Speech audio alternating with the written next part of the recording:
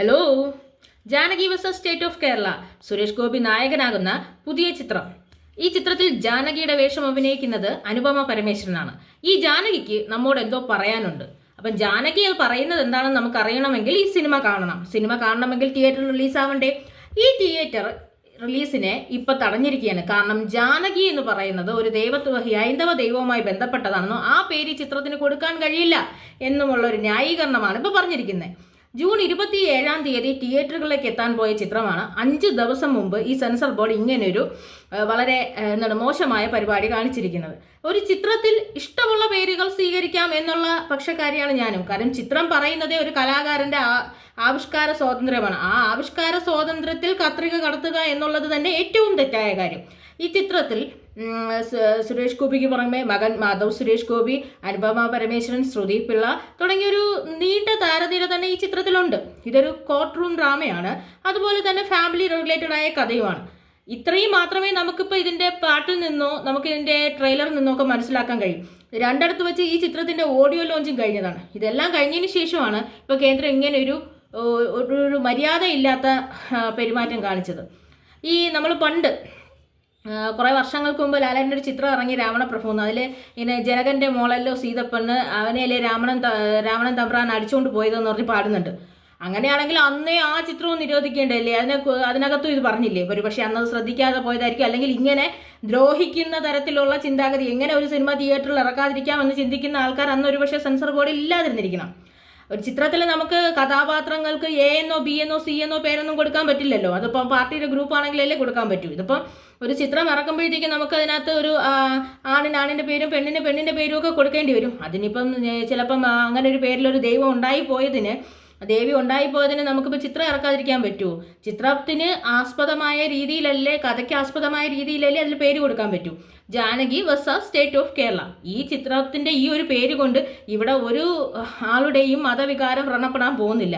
എന്തെല്ലാം പേരിൽ ഇവിടെ സിനിമ ചെയ്യുന്നുണ്ട്, ആരുടെയൊക്കെ പേരിൽ സിനിമ ചെയ്യുന്നുണ്ട്.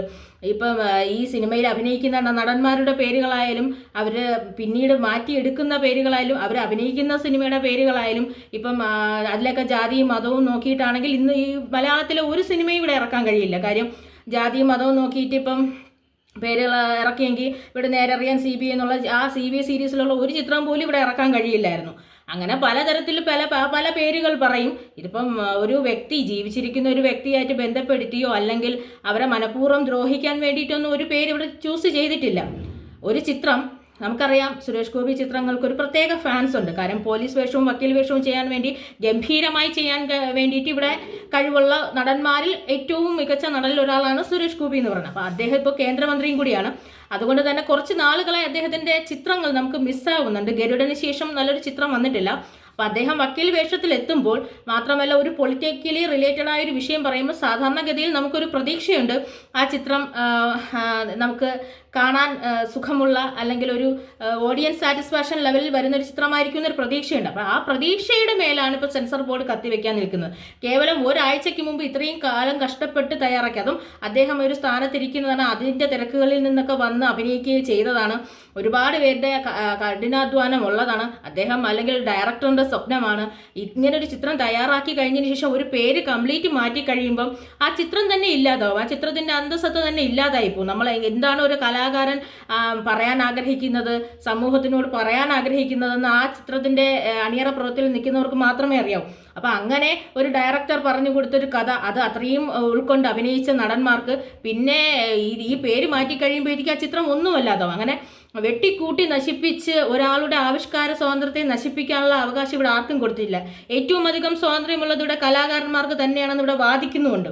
വലിയ സ്റ്റേജിൻ്റെ മണ്ടയിലേക്ക് കയറി പാടുമ്പോഴത്തേക്കും അതിൻ്റെ പല വാക്കുകളെയും ഇങ്ങനെ സെൻസർ ബോർഡ് എഡിറ്റ് ചെയ്യാനൊക്കെ നിന്നെങ്കിൽ ഇവിടെ പല പാട്ടുകളും ഇവിടെ പാടില്ലായിരുന്നു. അത് റീസെൻ്റ്ലി വന്ന പോലും പല പാട്ടുകൾക്കും ഇവിടെ കത്രിക വെക്കേണ്ടി വരും. ഇപ്പം കത്രിക വിൽക്കുന്ന തരത്തിലുള്ള ആവിഷ്കാര സ്വാതന്ത്ര്യത്തിൻ്റെ അത്രയും കടന്നുകയറ്റമായാലല്ലാതെ ചെയ്യാൻ പാടില്ലാത്തതാണ്. അപ്പം ഇതിലുള്ള ഫെഫ്ക മെമ്പേഴ്സ് പറഞ്ഞ ഒരു പ്രത്യക്ഷത്തിൽ തന്നെ സമരത്തിൽ തയ്യാറാണ്. ഇങ്ങനെ ഈ മുട്ടാപ്പോക്കുകൾ പറഞ്ഞ് സിനിമകളെ തടസ്സപ്പെടുത്തുന്നതെന്ന്. കാര്യം 27-ാം തീയതി ഈ ചിത്രം തിയേറ്ററിൽ വന്ന് കാണാൻ ആഗ്രഹിച്ചിരുന്ന സാധാരണ സിനിമാ പ്രേമികളുടെ മനസ്സിൻ്റെ ആഗ്രഹത്തിന് പോലും വളരെയധികം വിങ്ങലേക്കുന്ന അനുഭവമാണ് ഇന്നലെ രാത്രി വന്നത്. കാരണം അവരതിൻ്റെ ഇന്നലെയും തിരുവനന്തപുരത്ത് വെച്ച് ഈ സിനിമയുടെ ഒരു ഓഡിയോ ലോഞ്ചിൻ്റെ ഒരു പ്രോഗ്രാം ഉണ്ടായിരുന്നു. അതൊക്കെ ഇങ്ങനെ പങ്കെടുത്ത് ഇരുന്നതിൻ്റെ ഇടയിലാണ് ഇത്രയും വേദനിപ്പിക്കുന്ന തരത്തിൽ അല്ലെങ്കിൽ ഒരു അവകാശങ്ങളെ ചോദ്യം ചെയ്യുന്ന തരത്തിൽ ഇങ്ങനെ ഒരു കാര്യം വരുന്നത്. ഈ ഒരു പേര് ആരെയും ഇപ്പോൾ വേദനിപ്പിക്കാനൊന്നും പോണില്ല. അങ്ങനെയാണെങ്കിൽ ഈ ഒരുപാട് പേരുകൾ ഇവിടെ ഒരുപാട് പേര് സ്വീകരിക്കുന്നുണ്ട്, ചിലർ പേര് കളയുന്നുണ്ട്, ചിലതൊക്കെ കൂട്ടിച്ചേർക്കുന്നുണ്ട്.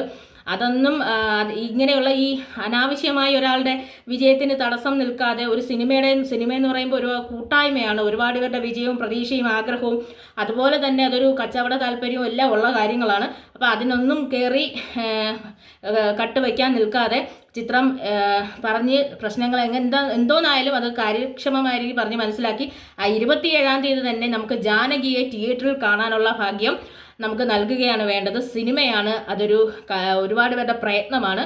അപ്പം ജൂൺ 27-ാം തീയതി ജാനകിയെ തിയേറ്ററിൽ കാണാമെന്ന് നമ്മൾ ആഗ്രഹിച്ചതുപോലെ കാണാൻ കഴിയട്ടെ. ഇതിൻ്റെ അണിയറ പ്രവർത്തകർ അല്ലെങ്കിൽ ഇവരുടെ സഹപ്രവർത്തകർ, ഇതുമായിട്ട് ബന്ധപ്പെട്ട സംഘടനകളെല്ലാം തന്നെ ഇതിനുവേണ്ടി ഒരുമിച്ച് നിൽക്കണം. കാരണം അല്ലെങ്കിൽ ഇന്ന് ഇവരിൽ ഒരാളെ മാറ്റി വിട്ട് കഴിഞ്ഞാൽ അടുത്ത പ്രശ്നം ഒരുപക്ഷെ നിങ്ങൾക്കായിരിക്കും തേടി വരാൻ പറ്റും. അങ്ങനെ ഒരു ഗതി ഉണ്ടാവാതെ 27-ാം തീയതി ജാനകിയെ തിയേറ്ററിൽ കാണാനുള്ള അവസരം ഉണ്ടാകട്ടെ. ജാനകിക്ക് പറയാനുള്ളത് നമ്മളെല്ലാവരും കേൾക്കട്ടെ.